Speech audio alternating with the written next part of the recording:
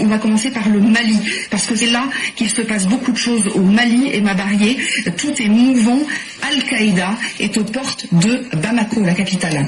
Oui, regardez, la menace terroriste est de plus en plus présente dans le sud-ouest du pays. Vous le voyez, c'est toutes ces petites zones mauves ici, et surtout elle approche très dangereusement la capitale Bamako. Depuis le mois de septembre, dans cette région, le GSIM multiplie les attaques de véhicules et sur des axes routiers aussi qu'elle parvient à bloquer ici et là. Et dans son viseur, principalement, les camions-citernes de carburant qui viennent notamment du Sénégal et de la Côte d'Ivoire pour alimenter la population.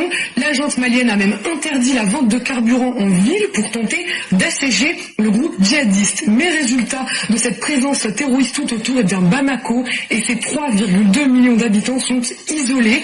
Plutôt que s'en prendre frontalement à la junte militaire malienne, le GSIM asphyxie lentement mais sûrement la capitale. C'est d'ailleurs ce qu'ils ont déjà fait avec deux autres villes au nord de Bamako, Nioro et Kayes, à environ 500 km, sont toutes les deux déjà totalement sous blocus. Alors ce GSIM, qu'est-ce que c'est exactement? C'est le GNIM, d'après l'acronyme en arabe, ça veut dire groupe de soutien de l'islam et des musulmans. Il s'agit en fait d'une coalition djihadiste du Sahel qui a été fondée en 2017. Elle est affiliée à Al-Qaïda et c'est d'ailleurs la branche la plus armée de la région sahélienne. À sa tête, Iyad Adgali. Regardez maintenant cette carte qui montre les forces en présence actuellement au Mali.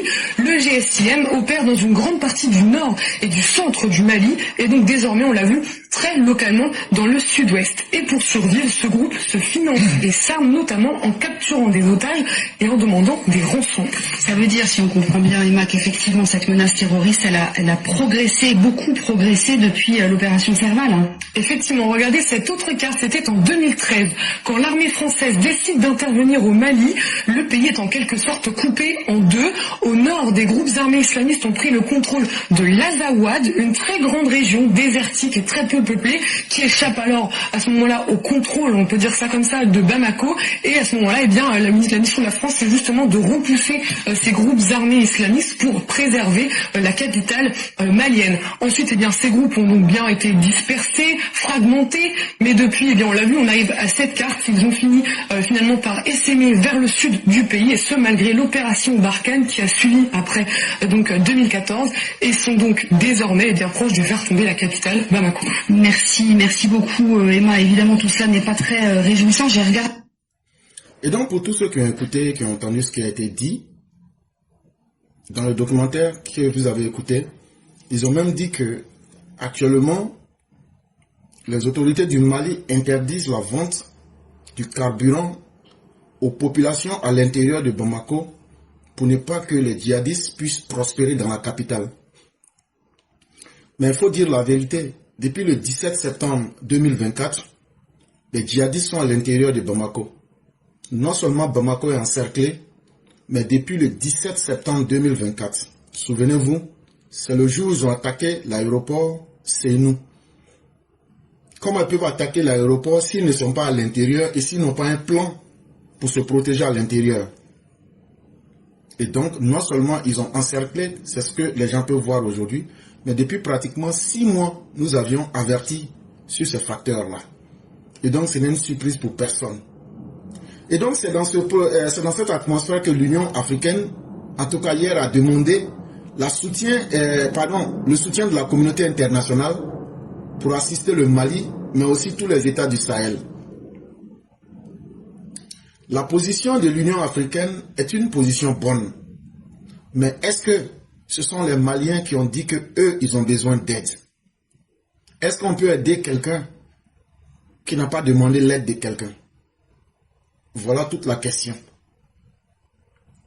Je pense que véritablement, quand les populations de Bamako vont voir Bina Diarra, vont voir Iyad Adgali et vont voir Amadou Koufa en train d'aller boire du thé à Choura au palais de Koulouba et qui seront en train de boustiféyer les pigeons de Bamako en mode Dibisogo, c'est là qu'ils auront besoin d'aide.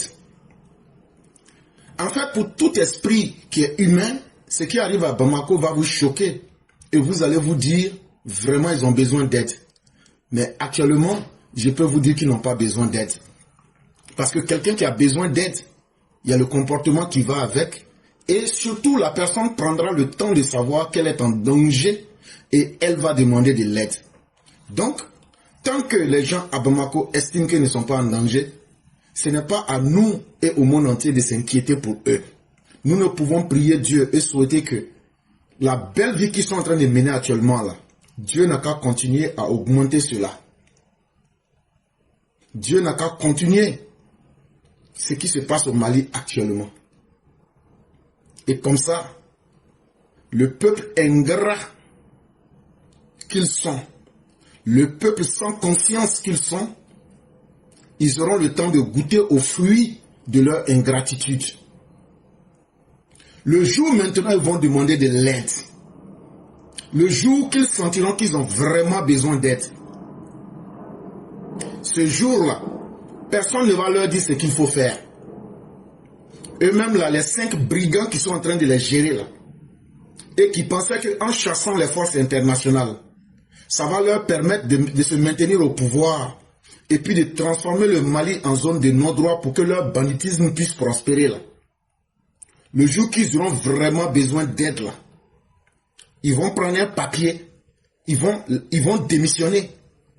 Et puis, avant de leur accorder toute intervention pour maintenir le Mali là, il faudrait que les forces internationales et l'ONU leur demandent pour ne plus subir la même honte qu'ils ont subie auparavant, parce que tu ne peux pas aller verser ton sang pour quelqu'un.